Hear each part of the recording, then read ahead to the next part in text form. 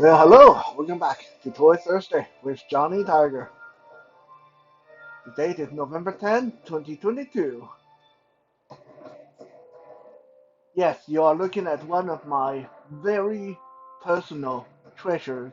I don't have a lot of stuff that I put in that treasure category, but this K-bar US Marine Corps knife, one of the very original, uh, is one of them.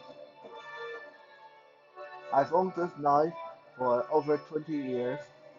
Back when I bought it, it was almost $200. Well, actually, I didn't buy it. My mom bought it for me, sort of as a 18 years old birthday gift to me. Um, and I've put this knife through the test. It's been with me camping, hiking, being used in uh, carried as a self-defense tool, although it is really a little bit too big for that purpose. I mean, you carry something like this, no one's going to want to mess with you. Um, it's been a very, very good knife, and I imagine as long as I don't do anything stupid, it will be a good knife for me for the rest of my life. It is just a fantastic craftsmanship, uh, a 7-inch half serrated, half straight blade. I sharpened the back false edge to have a secondary edge. The stacked leather handle, leather sheath. Just a beautiful, beautiful knife and a definite workhorse of a knife.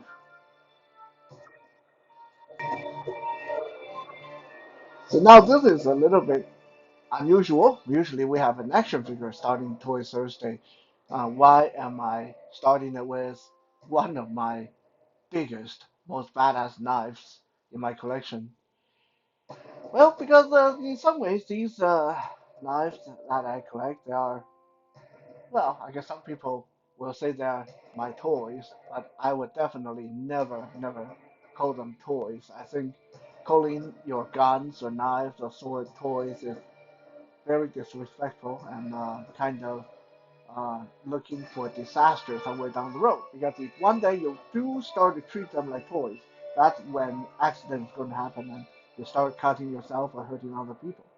But regardless, it is here for a very specific purpose. Because today, well, first, tomorrow is Remembrance Day here in Canada. So hat off to all the veterans or families that have left veterans that fought in the World War.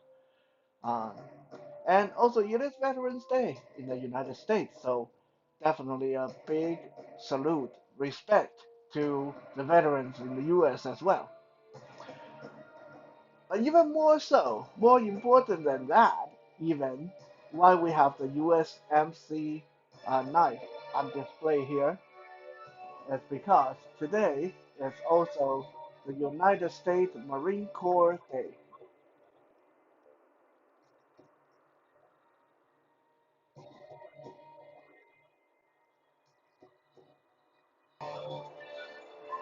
The United States Marine Corps was founded in 1775, which means it's been around for over 200 years. It's really, really quite impressive when you think about that.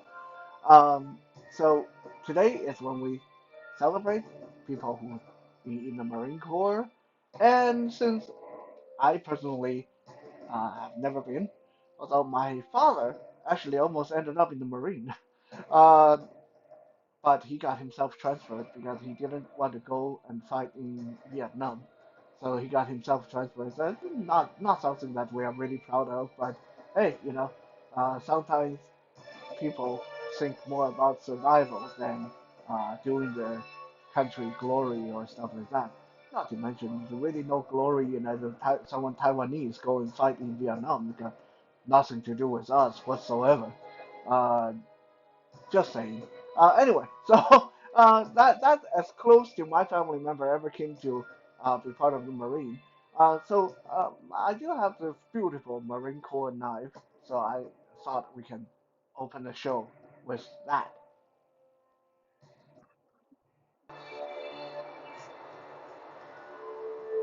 Now, of course, we do have an action figure. Actually, in fact, it's two action figures we are going to be looking at today. Technically, they're the same character, but the two action figures are so different that they might as well be two different characters. I will confess, I did think about just do a quick look at Rambo. Because, when we talk about Veterans Day and soldiers, Rambo kind of come to mind as the most obvious choice, which is why I didn't choose him. I usually don't like to do things that are that obvious, although sooner or later I think we'll have to give Rambo his due. But today, we're going to be looking at another soldier, another veteran, even more badass than Rambo. Heck, he's like 100 times more badass than Rambo. How is that possible, you may say? Well, we are going to be looking at a guy going by the name of Albert Simmons, aka L. Simmons, aka Spawn. Albert Simmons was born just outside of Pittsburgh to a very comfortably middle class family. His dad was a salesman, and his mom happened to be a devil worshiper of all things. But that's okay because Al grew up a very successful, very strong man. Al Simmons, while he was in school, he excelled in his academic, he excelled in his sports and athletic events. He was the kind of overachiever that can never allow himself to lose. He always would take part in things that he would win, and he was such a successful person that by the time he got into college, he was um drafted to be in the CIA, and after that, he joined the U.S. Marine Corps and really distinguished himself, rise to the rank of lieutenant colonel before being put in the Secret Service to protect the president. While being part of the Secret Service, he actually saved the president's life from the bullet of an assassin, and for that he was highly, highly honored.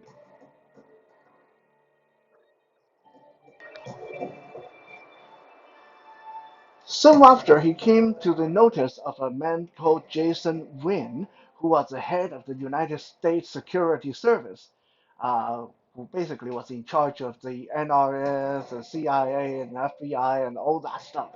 Jason Wynn liked how strong and skilled Al Simmons was, especially in his military prowess. So he drafted Al Simmons for to be a special covert op, basically assassin for the CIA. And in the beginning, Al Simmons was told that everything he did was for the security of the United States government. So he would kill whoever Jason Wynn sent him to kill, and he always accomplished his mission.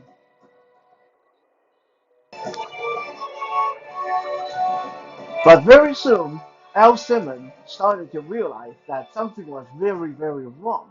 These missions that he got sent on, these people that he was sent to kill, the missions became more and more bloody and more nonsensical. He started to question maybe he wasn't really doing the good for America. Maybe he was being used for some other nefarious purposes. He started to question his orders and try to butt head with Jason Wynn, talking about wanting to retire, talking about wanting to stop being uh, the assassin for the government. Obviously, Jason Wynn was not going to allow Al Simmons to withdraw from the life of an assassin and perhaps ratting out the entire agency. So he convinced Al Simmons to go on one last mission, one last time for old time's sake. And during this last mission, Jason Wynn ordered Al Simmons' two partners to murder him during their mission, and they did. They used chemical weapons and burned Al Simmons beyond recognition and killed him. Because of the hate in his heart and how he missed his wife, after he died, Al Simmons went to hell, made a deal with the devil. Let me go back and see my wife, and I will fight in hell's. I will lead hell's army during Armageddon. That's the deal he made. So he got returned to Earth, but not as Al Simmons. He got to return to Earth as a supernatural, demonic anti-hero known as Spawn. But because today we are going to look at Al Simmons the man rather than Spawn the supernatural creature, so we are going to stop the biography here because if we go on and start talking about Spawn, we'll be here for the rest of the night. Spawn is one of the most, if not the most, complicated and super badass superhero, anti-hero that came out in the 90s. And there's just so much to talk about when it comes to Spawn. We might have to do an episode on that someday. Suffice to say, all this, Jason Wynn, Al Simmons, Spawn, the entire Spawn comic book was created by none other than my favorite toy maker, Todd McFarlane.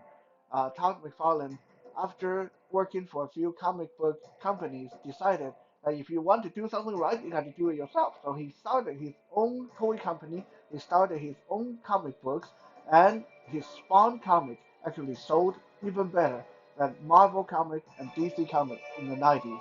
Very, very impressive. But let's talk about Al Simmons, the action figure.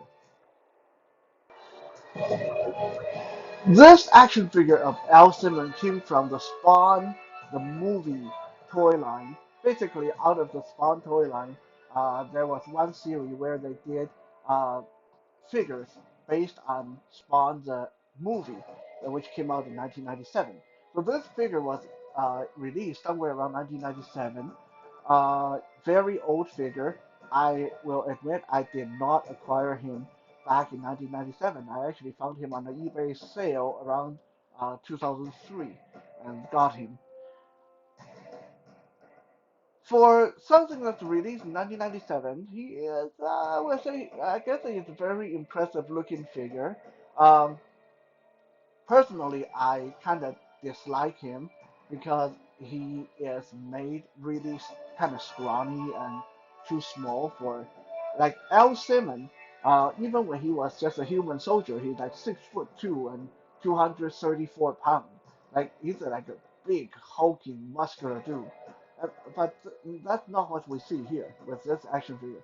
He just like look like a regular toy soldier kind of. Now he is uh, sculpted quite nicely. He got uh, tactical vest with pouches and kind of knee pads, elbow pads. Those are kind of dark blue, and he got a black combat suit under that, and he has kind of a brownish boots on his feet. If you get close enough, you can see all kind of little details. He got grenades and ammunition pouches. There's a knife on his strap to his right forearm, and there's a pistol molded to his right hip.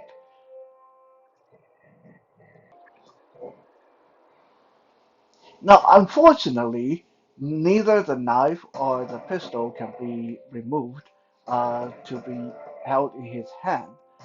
So that's one of my personal pet peeve with action figures. Look, if you got to have action figures that have weapons on them, make it removable so they can hold it in their hand or carry on the person.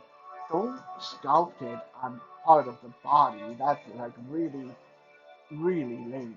Okay, like there's nothing more disappointing than seeing a whole bunch of guns and knives on a character, but you can't get them out of like off of his body because it's all sculpted on as one piece, and you can't do anything with them.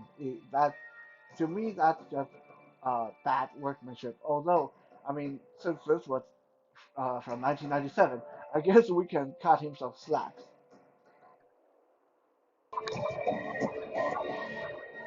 For something that came out in 1997, this action figure is 6 inches tall. So he is a little bit bigger than some of the figures of his time. Although, like I said, he is kind of scrawny looking, and that head just looked really small. I don't know what's going on with the head, but every time I see this figure, I feel like the head was sized for a 5-inch figure, not for a 6-inch figure. He is, however, articulated in 10 spots on his body. His hip and knees can hinge forward and back. His head can turn. His waist can rotate. His shoulder can move, so his arm can go forward and back.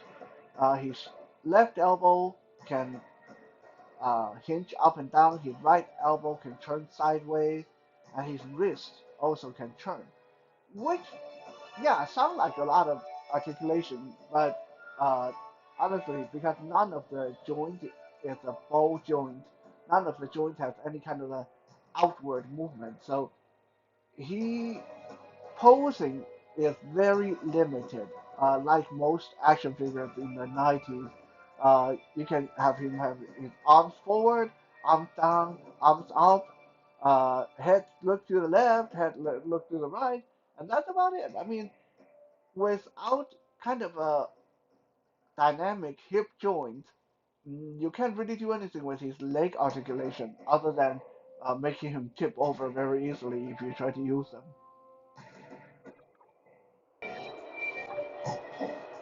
For accessory, he comes with this very cool looking silver assault rifle that if you suspend some uh, realism, you can get him to actually do a two-handed pose with it. I mean, nah, it doesn't look convincing as a shooting pose, but hey, again, it's a action figure from the mid '90s, and the fact that you can get him to do any kind of a two-handed pose is already a victory.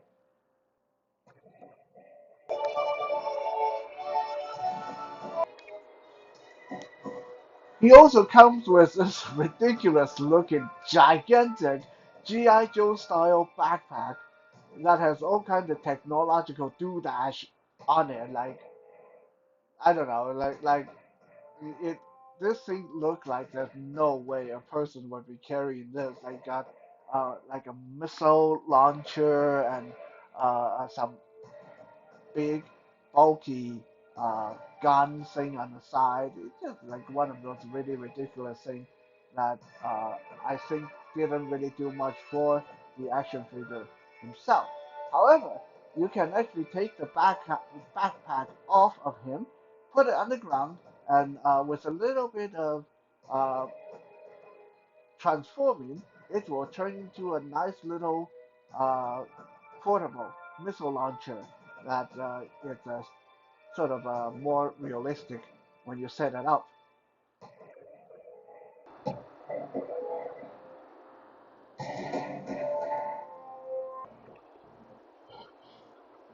Now, interestingly enough, this Al Simmons action figure was not the first time that Al Simmons was produced in action figure form.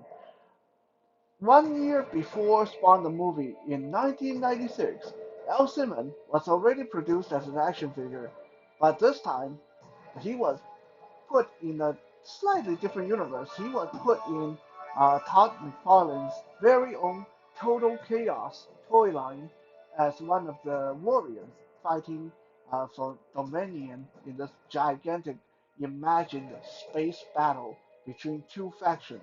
So you can say that the El Simon we got in 1996 was more like an alternate reality El Simon, but as you will see very soon, he looked a heck of a lot more impressive than this 1997 movie version.